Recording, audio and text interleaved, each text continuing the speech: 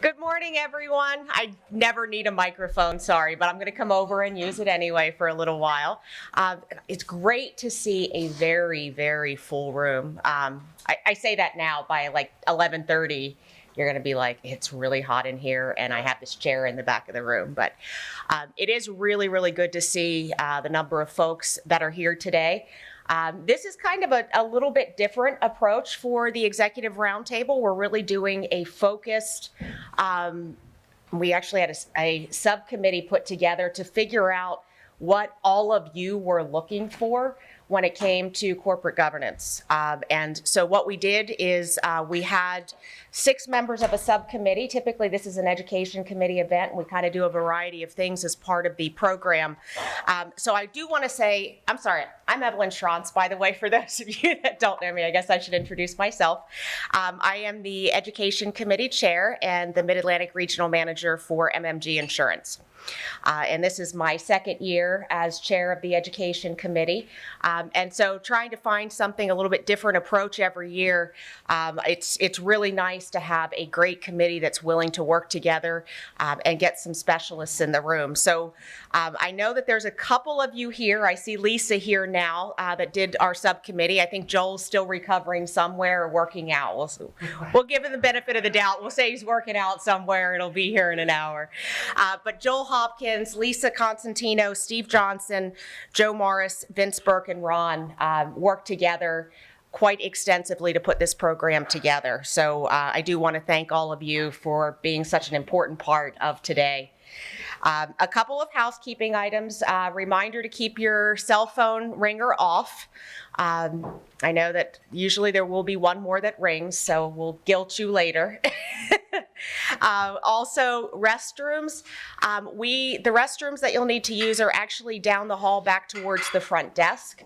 The tavern restaurant restrooms do not open until 11 when the restaurant opens, so a little bit of a hike. You'll have to plan for that. Maybe we'll extend the breaks. Just kidding. Just a reminder, the breaks, we are tight on time, so it is going to be important that you get back to the room in time for the breaks. We will have one additional break that's not programmed in here before the CEO panel because they'll need to set up the area for lunch.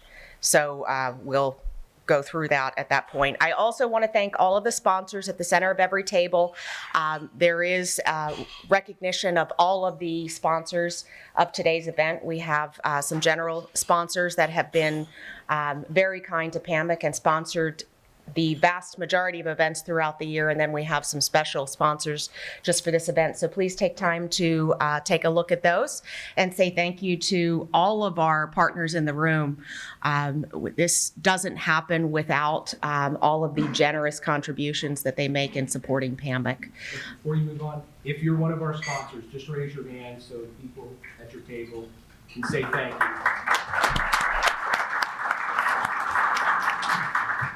Thank you very much. So anybody who is here for CE, if you did not sign in and out at registration, please make sure that you do that now and have your license number ready. If you're doing CLE, there's a registration form at registration. They're self-reporting, but make sure that you get one of those as well. And I think that pretty much covers, let me make sure I didn't miss anything. Presentation information is available on the PAMIC website. I believe they may have also sent an email out last evening with those attachments as well. Our morning breaks, we will have, as I mentioned, 9:20, 10:30, and then we are going to have one again before our CEO session. So I think that's it for me, Ron. I'll turn it over to you. Thank you. Absolutely. Well, once again, good morning to you. Sorry about the weather, but if you were here yesterday, you would have had some gorgeous weather to appreciate this place. But I guess if you're stuck in a room, it's better to have bad weather and you don't feel as bad. So the purpose of this presentation today is to kind of get you ready for your corporate governance annual disclosure. It's due in a year. But I also want to demystify it, and that's what's going to happen today. This isn't just about learning about, the technical stuff, what the law says. You're going to have a chance to really talk to some experts who've been working with companies, who've been working in the industry a long time, dealing with corporate governance-related issues. And I want it to be very interactive and ask questions. In fact, probably the most important panel we do have is our last panel of the day, where we have a couple of CEOs who have been through actually having to prepare and submit their corporate governance documents to their other states. We have Steve Linkus, and Steve, I think you're preparing yours where is Steve? Thank you. You have to prepare yours now as well. We have Bob Lyons, who I know has done his twice now, and he's still in business, and he hasn't, no more. Okay, you did. There you go. So I want you to learn from them and what it took to go through it, because if nothing else, this is a change in the way the regulator is looking to see how your boards operate and how your corporate governance structure operate. So what happens there is, that's something that was very controlled and managed very closely by the organizations. And now you got the insurance department saying, hey, we want to put our nose in your tent a little, and you're going to have to document these things. It's not going to be I don't think it's going to be very hard. I think at the end of the day, everything that they're asking for are the things that you do day to day and how you manage it. The challenge will be actually putting pen to paper and documenting it and deciding how much of your story you're going to need to tell. And that's where these experts are going to be able to help navigate that kind of thing.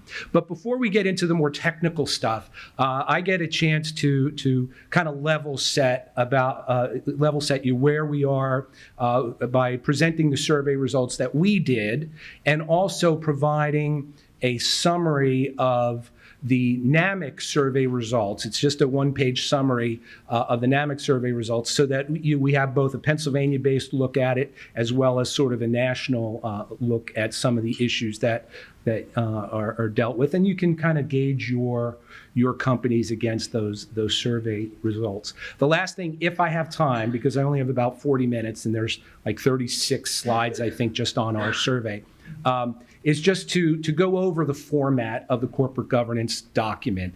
Pennsylvania is unique in that when we were working with the department to create it, we put a requirement in that they actually create a template that you can use. Most other states did not do that, but the template now seems to be becoming a very common tool, even in those states that don't have a statutory requirement. It just makes a lot of sense for everybody, for you to focus attention and for the regulators to focus attention. So if you give me a second here, I have to figure out how to get to my presentation. And I think it's right here. Yes, it is. All right. So what we did about a month or two ago is we sent out a survey to all of our member companies. We have 53 member groups, but not all those member groups are Pennsylvania domiciled companies. Of those 53 member groups, we wound up getting 14 responses, which is very representative. It's about a third of all the Pennsylvania domestics that belong to PAMIC. So it's a pretty significant number when you think about how surveys actually go. I just told you what I was going to do. So here's the first question. Now, last night or yesterday, we did send out an email with a link to all of this information. So you could if you have your computers, or if you can get access to this stuff. It's also on our web. So this isn't it's not a secret, and you can have it. But we just wanted to show you kind of where everybody is with their gross written premium. There's really nothing going on there. And you have all the tables that support that stuff. How you sit with your board of directors. So how many people here actually know the minimum number of board of directors you're supposed to have in Pennsylvania? Okay, what do you think the number is for those people who didn't raise their hands? 7, that's right. You need to have a minimum of 7. So if you have less than 7 on your board, you kind of need to figure out how to get to that 7 at some point. So there's just the things. Now, for a lot of the small companies, this isn't a big deal, but if you are a company that has multiple layers in it, you actually get to choose at what level you want to report on your corporate governance. And if you have many different domestics in different states, you actually sort of get to choose especially where you want to report your corporate governance. So that's going to be a choice you have to make. If you're just a single state writer, obviously you're going to have to choose to report within that state. Bylaws. I know everybody has bylaws, okay? I went through a project about 2 or 3 years ago with PAMIC because our bylaws were like 40 years old. It's something you're probably going to want to look at because a lot of the information about your corporate governance are captured somewhere in your bylaws as well. So it may be a good time to start taking a look at that. But you can see every one of you folks have bylaws, so that's a good thing. When were they last updated? You can sort of measure against your peers where you sit. It does look like the greatest majority have updated their bylaws within the last 5 years. So I don't know if that was in preparation of this or it was just good governance. But there are some that haven't done anything in a long time. And I know it's a challenge to go through bylaws, but it is an important thing. You get to see how many times your peers are meeting, your peers and their boards are meeting.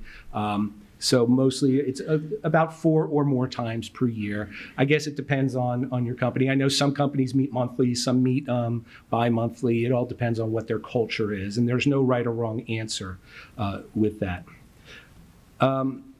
Executive committee, some of you may have executive committees, and this is just, an idea of how frequently your executive committees are meeting. Really, it's just data for you to ponder and take a look at. If you're on the executive committee and you see that you think you're meeting too many times, you actually get to use this to support meeting less frequently as well. So that's something I guess you could use this data for. Documenting board attendance. These are the kind of things that you're going to have to address in your corporate governance disclosures and at least in your practices. Are you actually taking attendance and managing that kind of stuff? Nothing hard to do. Committees, you can see how some of the boards are broken out with their committees. Almost every one of them has an audit committee. Some have nominating committees, compensation committees, executive committee, obviously, and other. The others are listed. If they're not listed here, we can get you, I can see where it says 10, we can get you the raw data to do that. The other thing I want to mention is we are recording this session. We're recording all of the sessions and we will make it available on our YouTube channel. And we'll break it out into the various presentations. So this way, if you want to take it back to the people that are going to be helping you with your corporate governance document preparation or your boards, you can do that as well. So if you don't want to take notes, you'll actually have a chance to review this information as well. So a lot of these other questions are about, if you do have committees, do you have your charters for your committee? Do you have a written document that says what their responsibilities are? So you can see everybody said yes, they do. That's a good answer. When was it last updated? So just use this information to measure whether you think you need to do something or not. There's no requirement that you have to update these things if they still work for you, but at least you get to see where things are. The next set of questions, some of these questions now talk about the independence of some of the chair people on these committees. And we made sure that you kind of knew what independent meant, because that's a term of art that's written into the corporate governance annual disclosure statement. So you need to take a hard look at that. Once again, there's no right or wrong answer when you have to document these things.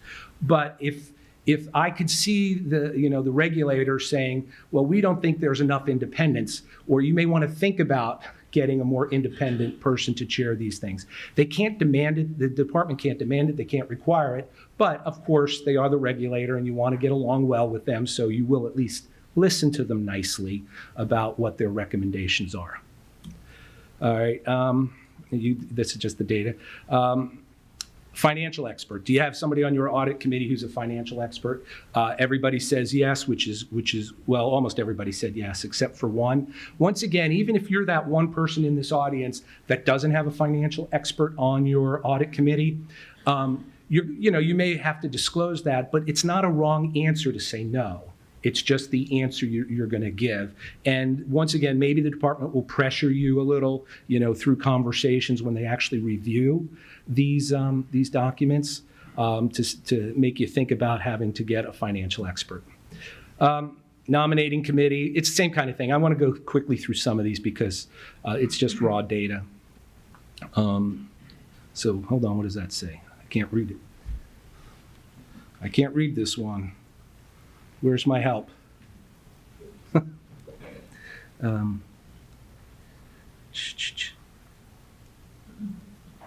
Independent audit. Once again, this is an audit committee. You know what it is. It's too high on the slide, so we won't worry about it. Have you documented? Thank you for coming up to help. Okay. All right. Have you documented a lot of these things, how directors are? And there was a list of questions here. So once again, just use this as a tool to help you evaluate your company versus the survey results that you do have here. When I looked at these survey results, and I shared it with our committee, and they may refer to this a little bit more in their presentations, nothing really stood out from my perspective that we're not sort of following the norms that you would expect to see in business. Here's a new one, board diversity. This is kind of a new one. There's some pressure for companies, especially from regulated entities, to start looking at diversity on their boards. There's no right or wrong answer once again, but it's something that is likely to come up in discussion at some point. And you can see most of the companies do not have a diversity policy. So you're probably sitting with a lot of people, in the same situation. So you can see all these results. Obviously, if you don't have one, you're not going to document it, right? Okay, do you have a board training and education program? My guess is every one of your companies does have a training program for your boards. It may be informal, it may be very formal. It could be somewhere in between. You're going to have to document what it is. That's all this is. And it could be very informal. It could be, you bring a speaker in once in a while. It could be that you're sending them to PAMIC events that deal with some of these corporate governance documents. And that's the kind of stuff that you just need to document when you're filling out your corporate governance, your CGAD document. Formal or informal, you can see all these things. Do you evaluate here's a tough one. Do you evaluate the performance of your board and the board committees? Do you actually have a way to do this? Once again, my thought is you probably do.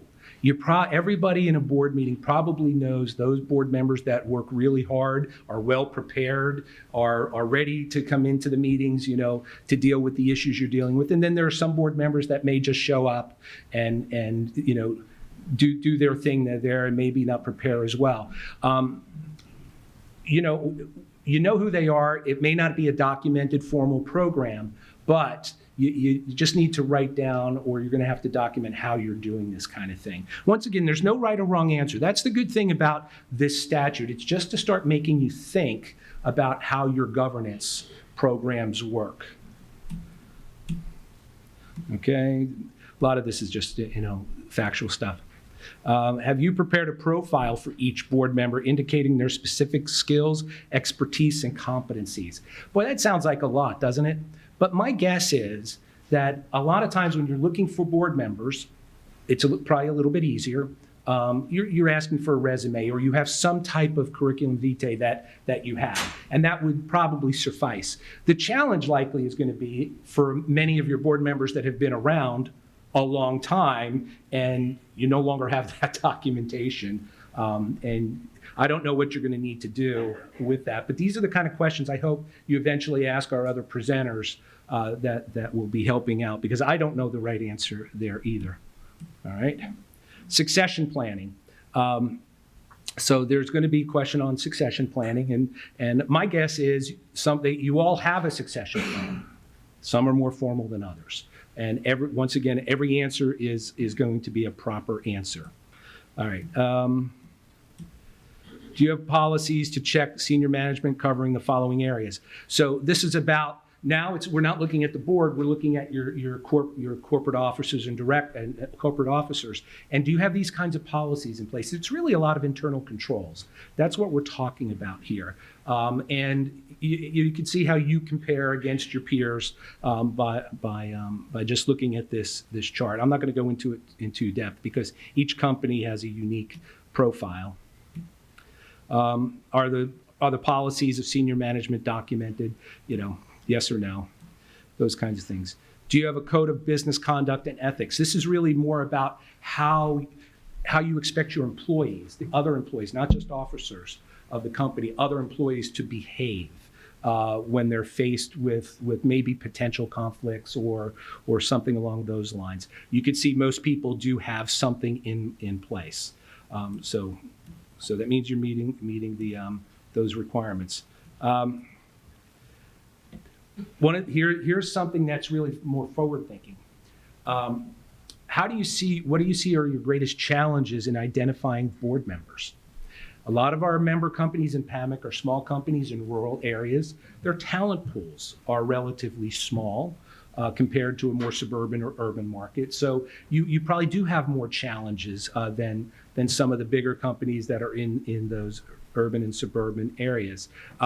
You could see a few people said adequate compensation was an issue. And this is one of these things where I don't think regulators always understand the significance. But when you become a director of a company, you do put yourself on the line here. And that's why you have director D&O coverages and all this other kind of stuff. So a lot of people want to be compensated for those kinds of things. So I think you're going to see some pressure as you start filling board positions on compensation related issues. The pool of candidates I mentioned earlier it depends on where you are. Director liability, that didn't seem to be a big issue for folks. And then there's one for others. And once again, wherever we have others, people had listed it, we'll make sure you get that raw data so you can see exactly what was said. So I'm just asking Britt to make sure you make a note that we get all the raw data down. Thank you, because I will forget later on. Now, so that was the PAMIC survey. We were very fortunate for one of our members to do a summary of the Namek survey. Now, the Namek survey is definitely countrywide, and you have to pay for it. So we weren't able to show the full survey results, but we took some of the highlights here so that we can share that with you.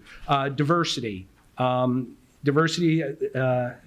And you can see that these were the results. I'm not exactly sure how to read this chart.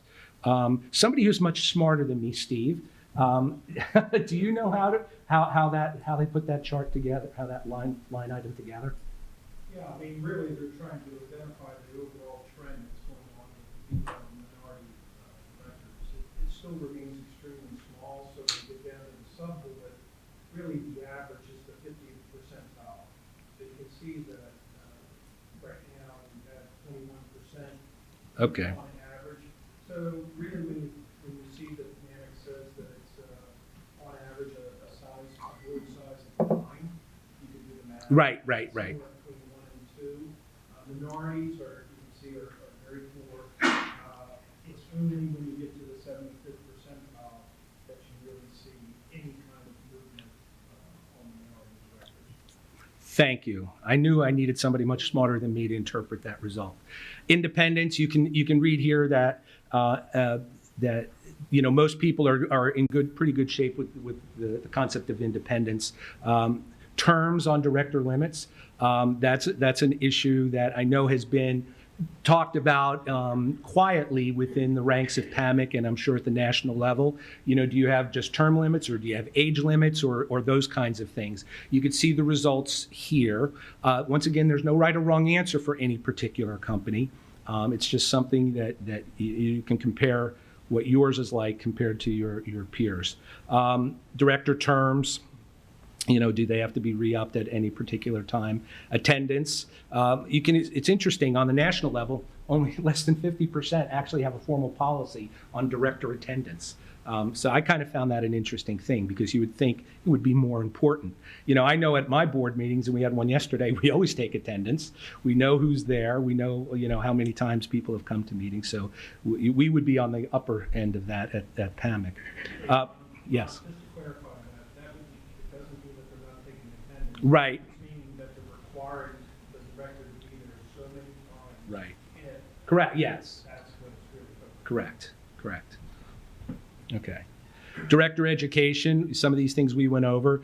You could see that 58% of formal program and 78 have an informal or combination, and only 3% said they don't have any education program, which I really find hard to believe, because I think there actually is educational programs that do go on. They're just not, they don't think of it that way.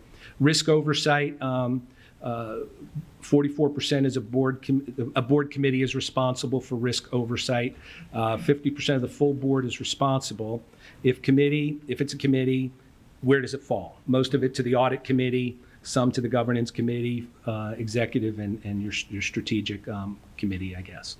So it just gives you an idea and flavor of what your contemporaries look like. Financial experts, you can see most do have some kind of financial expert somewhere on their board, and usually on the audit committees for sure. Chair rotation of your committees. Do any of you folks, or what is the question was, do you rotate your chairs of your different committees? And you can see it's a relatively small percentage that have a formal policy that say they rotate their committee chairs as well. Director rotation, the same thing. Succession plan, how many have a board succession plan? So you may have a corporate succession plan for your corporate officers, your president, your CEO, all those kinds of things. But what about your board? You have to think about that. And, a lot of boards do have a lot of older directors on them too. So they're either going to want to retire on their own. So you need to think about how you're going to replace that experience that they brought. Committee evaluations. You have board evaluations, committee evaluations. You can kind of compare yourself to your peers here. Highest executive succession planning, which I mentioned earlier. This is your CEOs. And highest executive performance evaluation. I guess this is, Steve, who does it, correct? Right. So whether it's your chair, your governance committee, your executive committee, your competency, okay, so you can see how this works. And when do you do it? How frequently? So that was on a national level. And so it gives you a little flavor on how you compare with your peers. The next thing really is moving more towards, Britt, is that a different slide? I apologize. Here it is. Nope, that's not that one.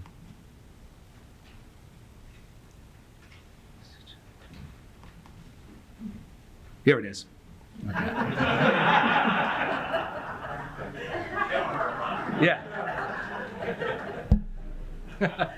Okay, so this is actually the template that is published on the Pennsylvania Insurance Department's website.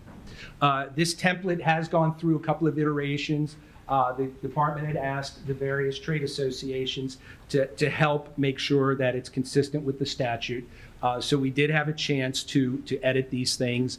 The department's original version was a little bit more, it was much more expansive, and we brought it back to kind of the minimum statutory requirements without having to go beyond that. But a lot of it's just pro forma stuff, who you are, that kind of thing. But then there's really 4 sections. And I'm not going to talk about all 4 sections of this, because we have 2 sessions that are going to be dealing with Section A and Section B, and then we're going to have another set of panelists talking with Section C and D. And that's where you're going to go into much greater depth in this. But Section A is more of an introduction, and there's very specific questions that they're asking here. Now, once again, this is not mandatory you use this template, but it's a great tool for you, because you'll know at least at a minimum what the department wants you to report on and what you need to report on. And probably more importantly, it makes it easier for the regulator to find the information. And instead of quizzing you a million times on different things, they know exactly where you're going to need to go to find this. I find it amazing that when the regulators, and I don't know if Steve Johnson was on the committee back then when they were starting to talk about corporate governance, that they didn't actually talk about creating specific templates to help the regulators, Well, the industry actually did not want a template. They wanted it to be the ability of companies to tell their own story about their governance. And this is really the idea that the template comes afterwards. Okay. After we, put together the NAIC model that I was on the work. Okay. So you can blame Steve later on, okay, if you want to. But the industry was the one who did not want it to be descriptive. Now, when he says the industry, he's talking the national trades. Correct. Yeah, that were, right. What had actually happened, though, and Indiana was one of the first states to adopt this, and when they received all of their reports from their domestics, the regulators looked at them and said, oh my gosh, how do I find all the information I need? This was it was a very difficult chore. So the real world experience was being creative and putting your reports in any format really made it much harder for everybody to evaluate. So that's why you're starting to see kind of a conformance with some form of template in most states. So you have Section A that deals with a series of things. Section B is your corporate framework. Section C is your board policies and practices. And as you can tell, a lot of the questions we asked in the survey, both at PAMIC and the Namek level, kind of follow these kinds of the sections that you would normally you would see in this template. Once again, it's not my it's not my goal to go over all of these things. We have a bunch of great speakers that are going to be doing that. So use this as a tool. I like to, when I give projects to my staff, sometimes they want to bite off so much more than they can chew. And my question to them is, how does somebody eat an elephant? And my answer is one bite at a time. You have a whole year to work on this stuff. Doesn't have to come in right away. Work on it slowly, think about it. And my advice, and I don't know what the advice of these other folks are going to be, you got to be as accurate as you can be, but I would also be as succinct as you can be. Don't be too verbose in these kinds of things, but be as accurate and as succinct as you can be. One of the other guidance I would also say is that you want to meet the requirements of the question. You don't need to go beyond that. And not that it's going to hurt, but it doesn't necessarily add any value and could lead to some other regulatory poking around, if you start doing those kinds of things. So that's why I say be succinct and be as accurate as you can. I don't know, Steve, if that's going to be one of your guidance to people, but it does make a lot of sense. One of the things that I would also suggest, every company here has to go through a 5-year exam. You have to prepare some kind of question and survey that you need to provide to the department as you're preparing for your 5-year financial exam. A lot of the information that you're going to have to put into this report will come from those documents. So you don't necessarily have to recreate the wheel. You just need to kind of take the information that you've already put together and put it in the order that the template's sort of asking for it. How many folks here have had a financial exam, at least within the last 2 years? So a good number of you, not all of you. But the department is asking a lot more questions up front than they've ever done before. So as you're preparing, those questions you're going to see some of them look exactly like this. Use your answers that you put there because one, they've been through the test. The department's looked at them, they've asked you questions and those kinds of things. So you know it's accurate enough to meet the requirements for the exam to do. Now here's the last thing I'm going to talk about. I don't even know how much time I have here. Actually, I'm a little bit ahead. One of the things that I want to mention is what's going to happen with this report. All of them are due by June 30th of 2020. There's 265 domestics in Pennsylvania. So do the math. They're going to get 265 of these reports sometime in June of each year, because remember, it's an annual report, so I don't think there'll be a lot of changes after the first one or two, but every year they're going to get 265 of these reports. What's the regulator going to do with them? I mean, they can't read 265 of them right away. In fact, our experience is that with those states that have done it, I know in Indiana is the one I'm going to talk about, some of the companies haven't even heard back from the departments on the reports that they submitted. And I think you're going to hear a little from our CEO panel later what their experience has been. What I suspect is going to happen, though, is when you come up for your financial exam, that's when they're going to take a hard look at this report. So if you've just had one, it may be four years down the line before that's my thinking here, because that's what makes sense to me in terms of being able to manage this whole process.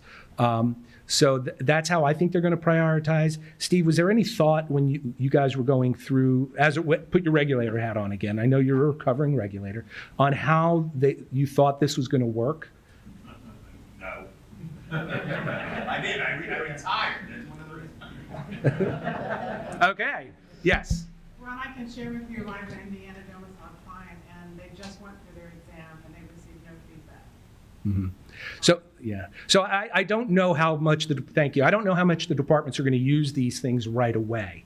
But the reality is it is a requirement. My guess is as you're preparing for your financial exams, that's when they're going to tee this kind of stuff up, and you'll probably. I think the exam, they'll use this as, getting kind of under the covers. I'm not sure they have the time with the analysis staff to really get into any depth on looking at these on a yearly basis. I just don't think they have it. They have the ability to hire outside experts to look at this. I was just at another meeting where Joe DeMemo spoke and said he wants to avoid using, he doesn't feel the need to use outside experts to review these, but he also did, he left the door open, obviously. Right, and the statute that created this requirement, the trades, PAMIC more specifically, requested that initially we requested that they can't outsource the review of these things, but that didn't fly. But in lieu of that, the department was willing to put into the statute that before they would outsource the review of these things into a third party, is they have to look at the complexity of the company, the size of the company, the products that they write.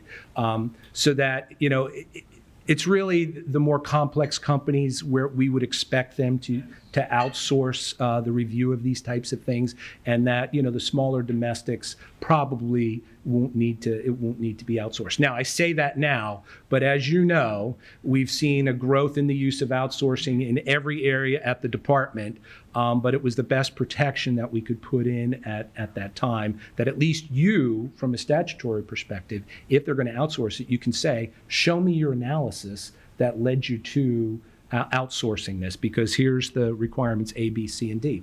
And I will say that there's an analogy here. In the last year we had the transparency bill passed, where the department now has to come up with a budget for your financial exam. You have a chance to poke holes into the budget to look if there's more efficient and effective ways to do those kinds of things. And the department has been very responsive to the feedback that they've been getting from the companies on their exams. In fact, on the few exams that I've been able to talk to some of our members about, even though the cost of the exam hasn't changed a lot, the amount of hours that were spent with some of the whether it's a department staff or a vendor, has decreased. But what has happened in the interim is the hourly rates and the per diem rates have gone up. So you haven't seen necessarily a true reduction overall in cost. There have been some instances where they have dropped a little. And my point is that the department and I don't want to disparage Steve at all, but has been willing to look at different ways to do that. They're doing a lot more exam work off-site too, so you don't have to pay the travel, the per diem rates, and all those other kinds of things. And that's saving a lot of money for our companies. At least, hopefully, it's saving money for the companies. But anyway, I see them using the tool that we put in there where they have to make some kind of judgment for outsourcing, actually working to your advantage. And I would hope that if they do say they want to outsource the review, that you actually say, well, tell me why, and explain to me the reasons for that kind of situation. So those are just some of my insights at the high level, what I think we're going to see. Don't be surprised if when you submit this report in June, you hear nothing for a while. Okay, don't be surprised at that. But then don't be surprised that it's perfect and they've accepted it either. It just means they haven't gotten to the review at this point. So with that, I know I'm about 10 minutes or 15 minutes, I guess 10 minutes shy. Yes, any questions? Like the audit report, are they going to fine if you don't get the $10,000? Well, that's the law itself does not provide for a penalty, at least as far as I remember.